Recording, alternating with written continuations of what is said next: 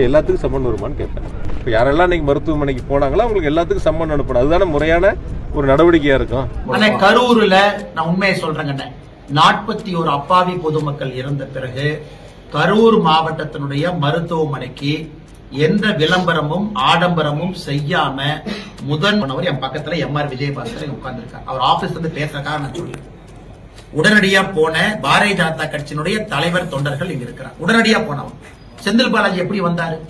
10 ambulance எடுத்துக்கிட்டு திமுக மருத்துவ அணி அப்படின்னு போஸ்ட் அடிச்சு ஒட்டிக்கிட்டு வந்து போட்டோ எடுத்து ஹாஸ்பிட்டல் போறதெல்லாம் லைவ் கவரேஜ் பண்ணி நடக்க நடக்க நான் தான் ஃபர்ஸ்ட் போனேன்னு சொல்லி விடிய விடிய முதலமைச்சரை கூட்டிட்டு வந்து இன்னைக்கு நீங்க பாருங்க, தூத்துக்குடி விளாத்தி குளத்துல அந்த சகோதரியினுடைய போஸ்ட்மார்ட்டம் ரிப்போர்ட் இன்னும் நமக்கு வரல. இன்னும் வரல. இந்த போஸ்ட்மார்ட்டம் பண்ணாங்க, முழுசா பண்ணல, எப்படி பண்ணல, இப்படி பண்ணல, இன்னும் வரல.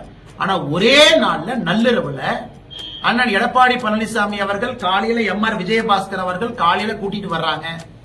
கொஞ்ச நேரத்துல செந்தில்நாதன் அண்ணன் என்னை கூட்டிட்டு வர்றாங்க. அதுக்கு முன்னாடி ஒருத்தருடைய சடலம் இருக்கக்கூடாது என்பதற்காக விடிய விடிய உடல் கூராய்வு செய்து 3:30 மணி 4 மணிக்கு எல்லாத்தையும் கூட்டிட்டு போயிட்டு துபாயில இருந்து பிரைவேட் ஜெட்ல உதயநிதி வந்தார். உதயநிதி எங்க இருந்து வந்தாருன்னா துபாயில இருந்து பிரைவேட் ஜெட்ல வந்தார். திரும்ப அதே பிரைவேட் ஜெட்ல துபாய்க்கு போனார்.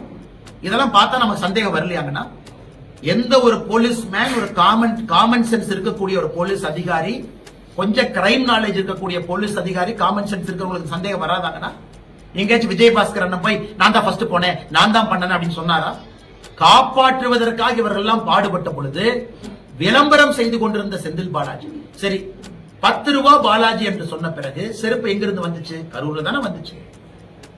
அதன் பிறகு செந்தில் பாலாஜியினுடைய நடவடிக்கை முன்னும் பின்பும். இவங்க போய் எனக்கு பர்மிஷன் கேட்கிறாங்க, விஜய் அவங்க கட்சியில சம்பந்தம் இல்லாத இடத்துல இங்க வந்து கொடுக்கறாங்க.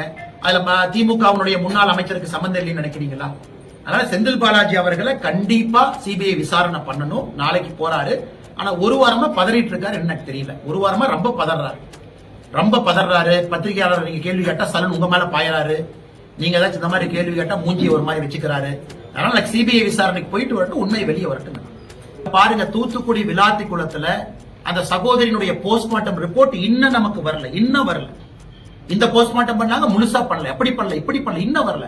ஆனா ஒரே நாள்ல நள்ளிரவுல அண்ணன் எடப்பாடி பழனிசாமி அவர்கள் காலையில எம்ஆர் விஜயபாஸ்கர் அவர்கள் காலையில கூட்டிட்டு வர்றாங்க.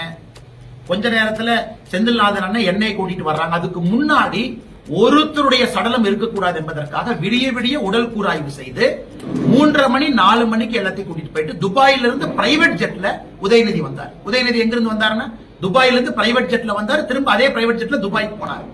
இதெல்லாம் பார்த்தா நமக்கு சந்தேகம் வரலையாங்கன்னா, எந்த ஒரு போலீஸ் மேன், ஒரு காமன் சென்ஸ் இருக்கக்கூடிய ஒரு போலீஸ் அதிகாரி, கொஞ்சம் கிரைம் நாலேஜ் இருக்கக்கூடிய போலீஸ் அதிகாரி, காமன் சென்ஸ் இருக்கிறவங்களுக்கு சந்தேகம் வராதாங்கன்னா,